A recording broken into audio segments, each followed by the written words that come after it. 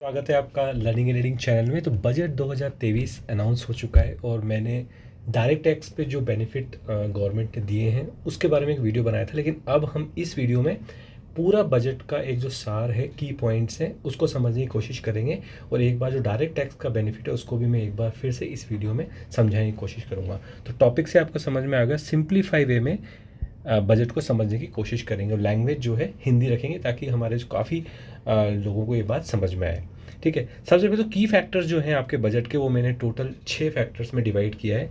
एक है आपका कैपेक्स, एक एक करके समझेंगे। रेलवेज पे कितना एलोकेशन किया गया है, ऑटोमोबाइल्स को क्या फ़ायदा होगा, ऑटोमोबाइल्स पे कितना फोकस रखा गया है, अफोर्डेबल हाउसिंग एक बहुत इंपॉर्टेंट जो है गवर्नमेंट का एक इनिशिएटिव है, उस पर कितना आपका किया गया है। पर्सनल टैक्स वाला मैंने आपको बोला, डायरेक्ट टैक्स का जो था आपका वो डिस्कस करूंगा इसमें। और ईज़ ऑफ डूइंग बिजनेस को लेके क्या गवर्नमेंट ने चेंजेस किए हैं। ठीक है, तो एक एक करके समझते हैं आराम से। सबसे पहले बात करते हैं कैपेक्स की। देखो कैपेक्स होता क्या है। कैपेक्स एक तरीके से आपका शॉर्ट फॉर्म होता है, नॉर्मल बोल देते हैं। इसका मतलब होता है कैपिटल यूटिलाइजेशन।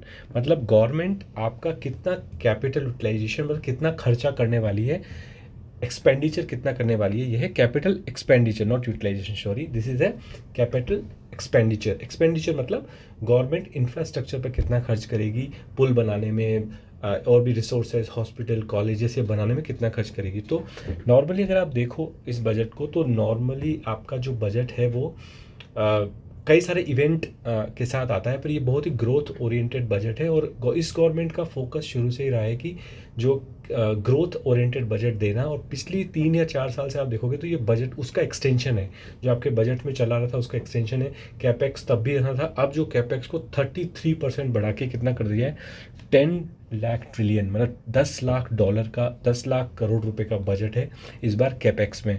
तो 10 ट्रिलियन आपका बजट है इस बार कैपेक्स का। और इसमें क्या क्या आएगा आपका, ये सारा आएगा आपका इंफ्रास्ट्रक्चर, आपका रोड, पुल, जो भी हाईवेज बनते हैं, जो भी आपका इंफ्रास्ट्रक्चर पे काम होता है, जो भी होता है वो इसमें ही आपका आने वाला है।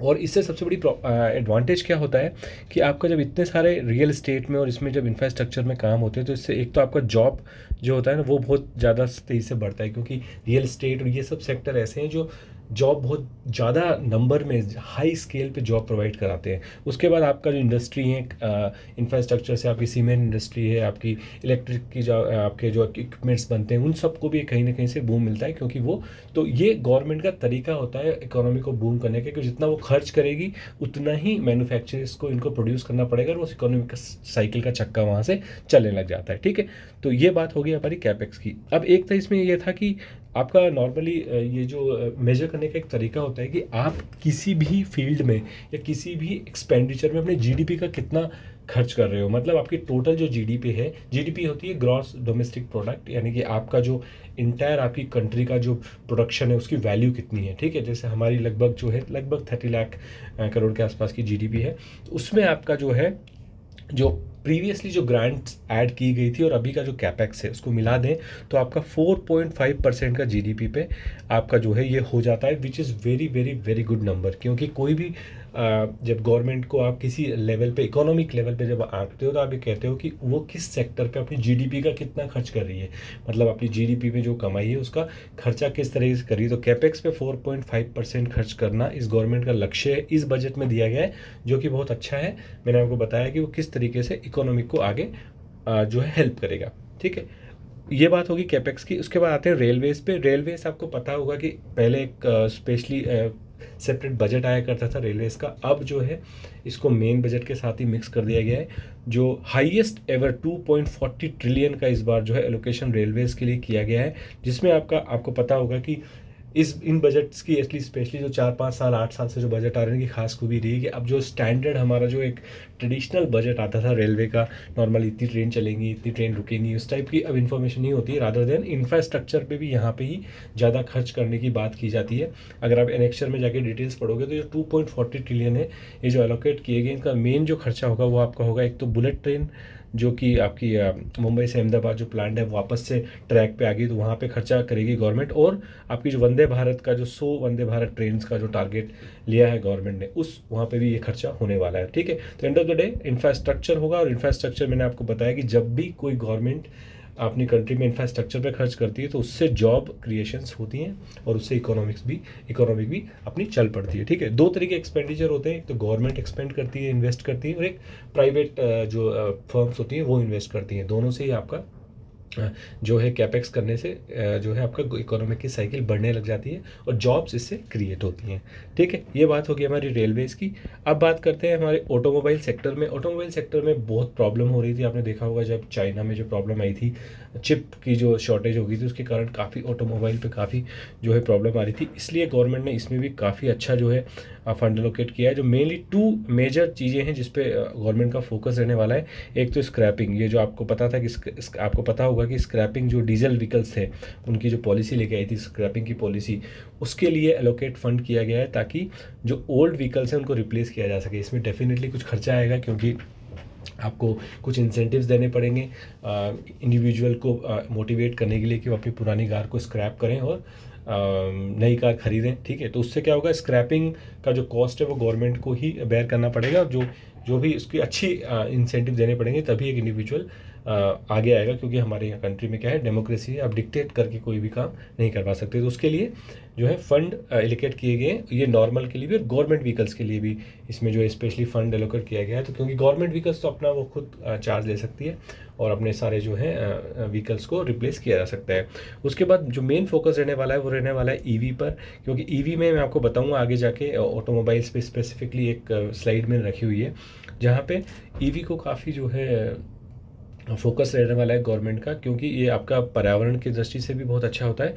और एक आपका जो जिस प्रॉब्लम में करंट अकाउंट डिफिसिट की प्रॉब्लम से जो हम जूझ रहे हैं, क्योंकि हम काफ़ी तेल इंपोर्ट करते हैं और तेल का आपने देखा होगा नेचुरल रिसोर्सेज है, ख़त्म भी होता जा रहा है और कॉस्ट भी बहुत बढ़ती जा रही है। तो जो गवर्नमेंट का जो फोकस है वो ईवी की तरफ है ताकि हम ज़्यादा से ज़्यादा इलेक्ट्रिक व्हीकल्स बना सकें और हमारे पास एटलीस्ट इलेक्ट्रिक की जो सप्लाई है वो इनफ है। तो इसलिए हम इलेक्ट्रिक व्हीकल्स को ज़्यादा फोकस कर रहे हैं। और यहाँ पे क्या होता है, आपको इंसेंटिव देने पड़ते हैं एक किसी इंडिविजुअल को आपको कहने के लिए कि चलो आप ईवी खरीदो तो आपको आरटीओ में छूट मिलेगी या कुछ कंसेशन मिलेगा या something like this kind of motivation factor need to be announced in order to motivate the individual to buy a EV vehicle. तो यहाँ पे क्या होता है कि तब उस गवर्नमेंट को क्या करना है, कुछ फंड एलोकेट करना पड़ता है। तो वो स्पेसिफिक फंड एलोकेट किया गया है ऑटोमोबाइल सेक्टर के लिए। ठीक है, मैं आपको सेक्टर वाइज भी फिर एक स्लाइड है उसमें बताऊंगा तो आपको वहाँ पे ज़्यादा अच्छा से समझ में आ जाएगा। उसके बाद अफोर्डेबल हाउसिंग आपने देखा होगा कि पिछली जो इस गवर्नमेंट है, इस गवर्नमेंट का आपने नोट किया होगा कि इस गवर्नमेंट का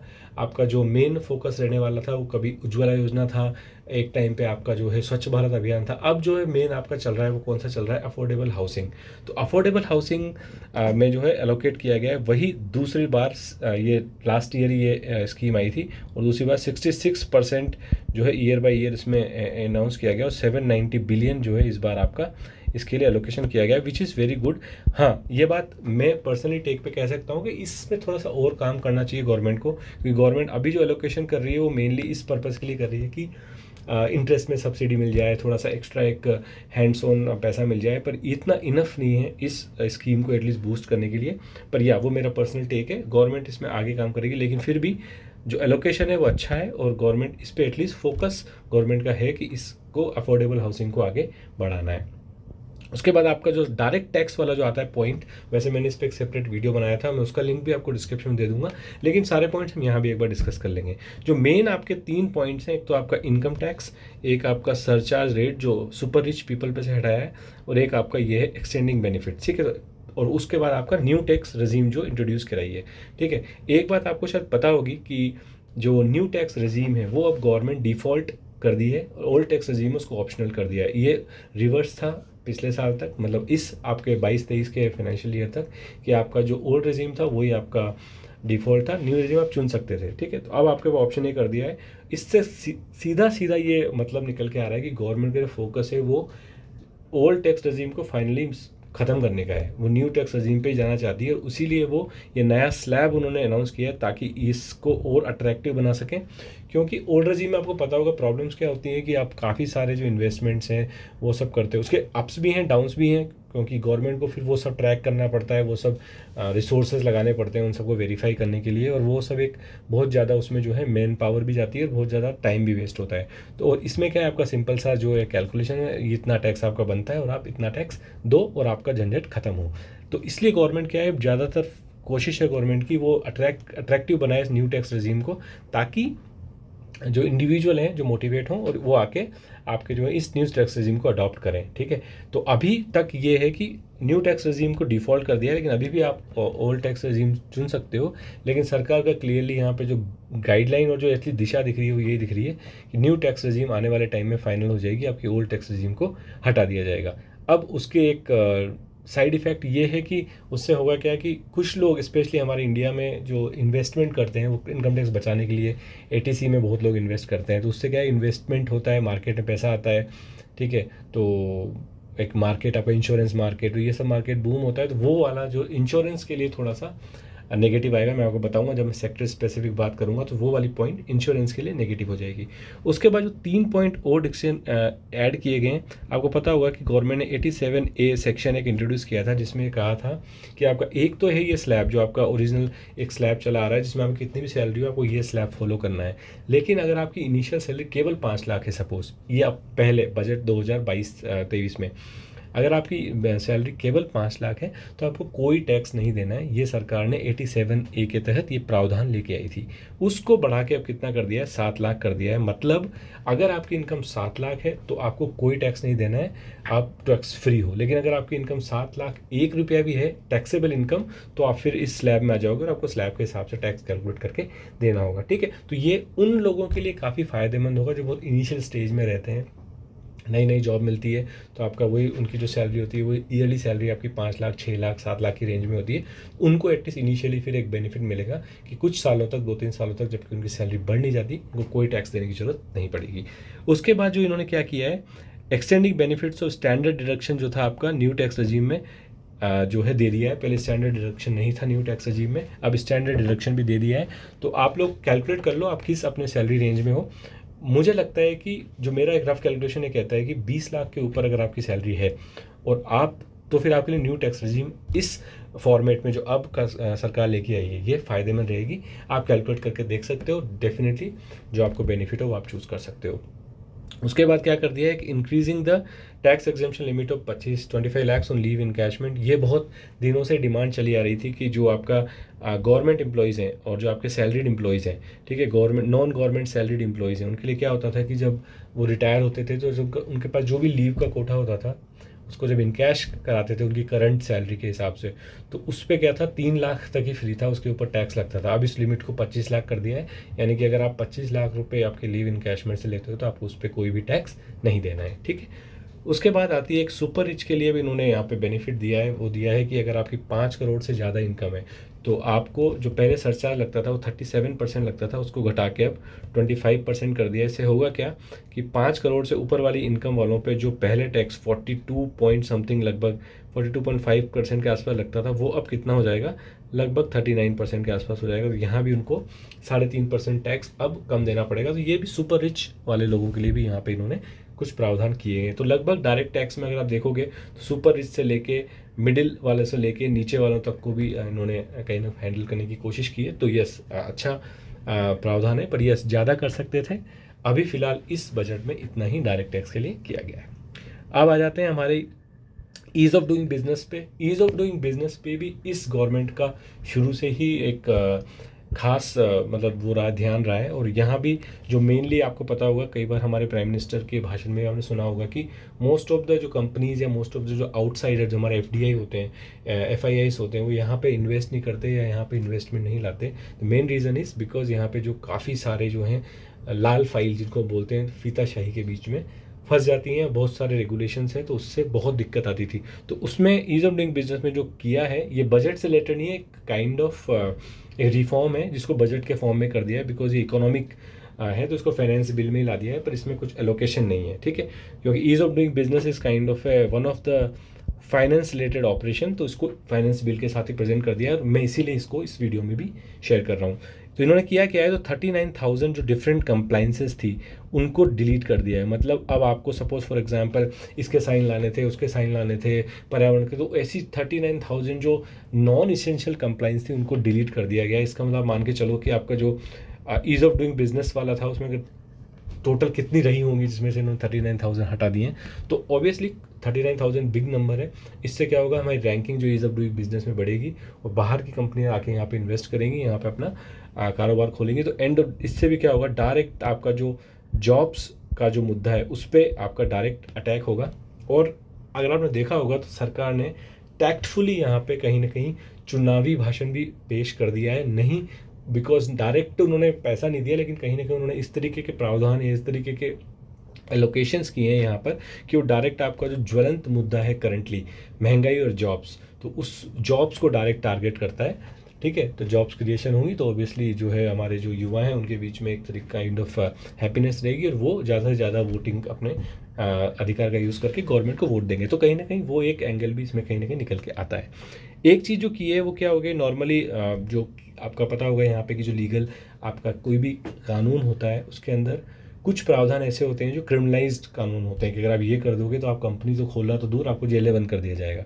तो वो उसमें से जो 3400 ऐसे लीगल प्रोविजन थे जिनको डीक्रिमिनलाइज कर दिया है, मतलब उन पे आपको क्रिमिनल चार्जेस नहीं लगेंगे, आपको केवल एक फ़ाइन या कुछ दे के आपको आगे बढ़ के आप आगे बढ़ जाओगे। तो यहाँ पे क्या होता था, वो फियर जो होता था कि यार मैंने कंपनी खोली और पता पड़ा मुझसे ये हो गया कंपनी में गलती से, तो मेरे को जेल में डाल दिया जाएगा, तो मैं क्यों खोलूँ कंपनी, उस पार्ट को भी यहाँ पे निकाल दिया गया है। इससे फ़ायदा क्या होगा, एक जो फियर का जो माहौल रहता था इंडिविजुअल्स में बाहर की कंपनियों में वो थोड़ा सा कम होगा और यहाँ आके इन्वेस्ट ज़्यादा करेंगे। तो ये थे 6 पॉइंट। उसके बाद जो सेक्टर इम्पैक्ट है, सेक्टोरियल पे क्या इम्पैक्ट हुआ है, मैं फटाफट से वो बताया दूँ आपको।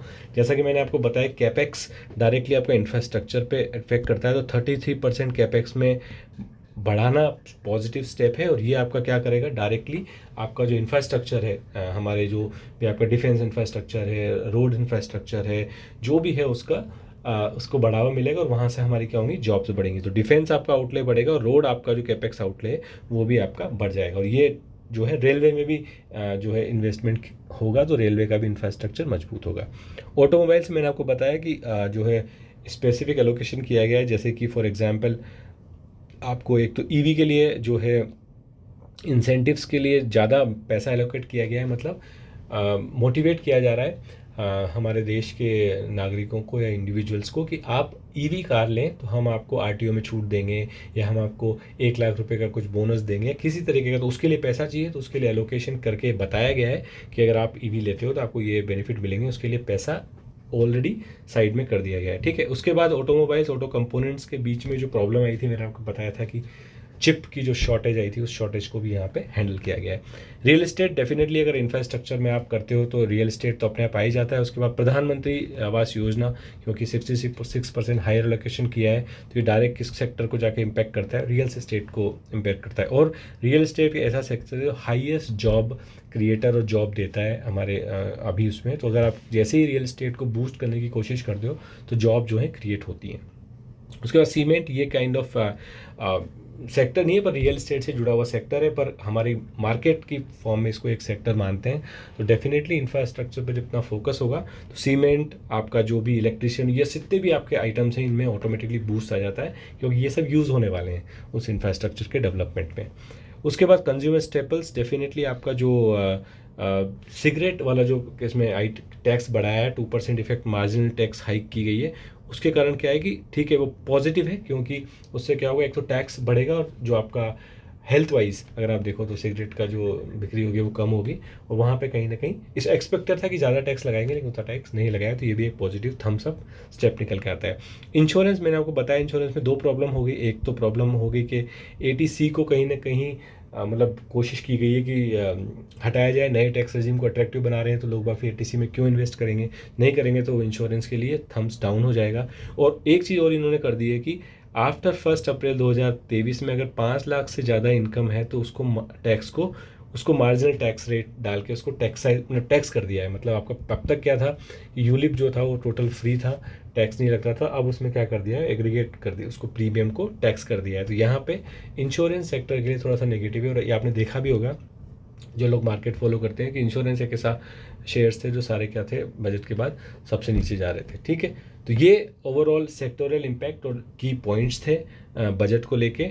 अब अगर मैं कहूँ कि मेरा पर्टिकुलर पर्सनल टेक क्या है बजट पे, तो मैं कहूँगा कि ये जो बजट था, मैंने जैसा बताया, एक्सटेंशन था प्रीवियस 2 बजट का, जो पोस्ट द पेंडेमिक के बाद, पेंडेमिक जो हमारा 2020 और 21 में जो बजट आया था, सॉरी 21 और 22 में जो बजट आया था, उसी का एक्सटेंशन है। कहीं ना कहीं उसी लेवल पे कैपेक्स को और बढ़ाया गया है, प्रधानमंत्री आवास रियल एस्टेट को बूस्ट किया गया है, कहीं ना कहीं ग्रोथ उसी डायरेक्शन में एक्सटेंड किया गया है। कुछ इवेंट इसमें एक्स्ट्रा क्रिएट नहीं किया गया है, सरप्राइजेज नहीं है। ठीक है, उसके बाद एक strong tax buoyancy due to higher nominal growth, मतलब जो आपका एक चीज़ जो की है, क्योंकि टैक्स में जो इन्होंने किया है उससे प्रॉब्लम क्या होगा, डेफिनेटली आप अगर कहीं से घटाओगे तो कहीं से लाना पड़ेगा। तो टैक्स में जो इन्होंने कटौती की है उसके लिए जो अलोकेट किया है, अगर आपने ध्यान दिया हो भाषण में, तो 35,000 करोड़ रुपए का इसमें जो है लॉस होगा गवर्नमेंट को टैक्स बेनिफिट देने के लिए।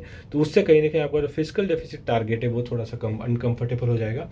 ये टर्म्स आपके लिए थोड़ी सी नई हो सकती हैं किन्हीं यूजर्स के लिए, तो अगर ऐसा है तो मेरे कमेंट सेक्शन में जरूर बताना। इन टर्म्स के लिए भी हम एक सेपरेट वीडियो बना के आपको कोशिश करूँगा सरल भाषा में ये समझाऊँ। अभी आप बस इतना समझ लो, फिजिकल डेफिसिट होता है कि गवर्नमेंट कितने डेफिसिट में चल रही है।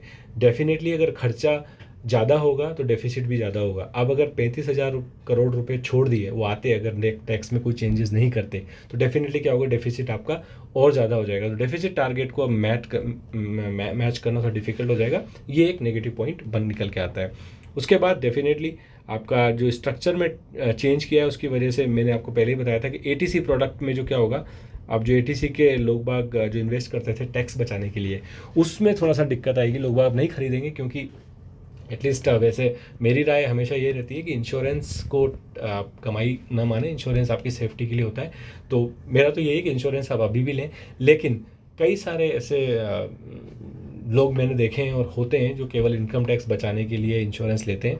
तो वो अब अगर नया टैक्स रजीम ज़्यादा अट्रैक्टिव हो गया तो वो नहीं लेंगे, ऑब्वियसली पॉलिसीज़ वगैरह तो नहीं लेंगे। तो कहीं ना कहीं इंश्योरेंस सेक्टर को इससे थोड़ा सा नुकसान होने वाला है। क्वालिटी ऑफ स्पेंडिंग बजट में बहुत अच्छी है डेफिनेटली, क्योंकि कैपेक्स पे करना 10 लाख करोड़ अपने आप में बहुत बड़ी बात है। और ये जो है टोटली ग्रोथ ओरिएंटेड बजट है, जो कि आपको इसीलिए हम अभी तक जो है ग्लोबल इन्फ्लेशन और ग्लोबल की जितनी सी प्रॉब्लम आ रही है उससे कहीं ना कहीं सुरक्षित है। क्योंकि हम क्या कर रहे हैं, गवर्नमेंट खर्चा कर रही है। जब भी गवर्नमेंट खर्चा करती है तो वो इकोनॉमिक में पैसा आता है, और वो पैसा आने की वजह से प्रोडक्शन बढ़ता है, और कहीं ना कहीं आपकी साइकिल चल जाती है। ठीक है, तो ओवरऑल मेरा टेक ये है कि बजट ग्रोथ ओरिएंटेड है। कुछ चीज़ें और की जा सकती थी, लेकिन अभी तक जो किया है वो अच्छा किया है। हो सकता है कि नेक्स्ट आपका जो फरवरी में चुनाव के जस्ट पहले बजट आए, वहाँ पे थोड़ा सा आपको आम आदमी को या टैक्स में और कोई बेनिफिट मिल जाए, और देखते हैं। पर अभी ये बजट ग्रोथ ओरिएंटेड है, और लॉन्ग टर्म सिनेरियो के लिए अगर देखा जाए तो this will be considered as a very good budget. Okay, तो ये मेरा टेक था बजट पे। होप आपको बात समझ में आई होगी, जो मैंने आपको कोशिश करी है सरल से सरल भाषा में समझाने की। अगर इसके बाद भी आपको कोई डाउट रह गया हो, और मेरे से अगर कुछ यहाँ पे मिस्टेक अगर आपको लग गई हुई हो तो मेरे कमेंट सेक्शन में जरूर बताना, उसको करेक्ट करने की कोशिश करेंगे। और अगर आपको समझ में नहीं आया तो उसको समझाने की भी कोशिश करेंगे। ठीक है, तो इस वीडियो में फिलहाल इतना ही, मिलेंगे नेक्स्ट वीडियो में, तब तक के लिए धन्यवाद, जय हिंद।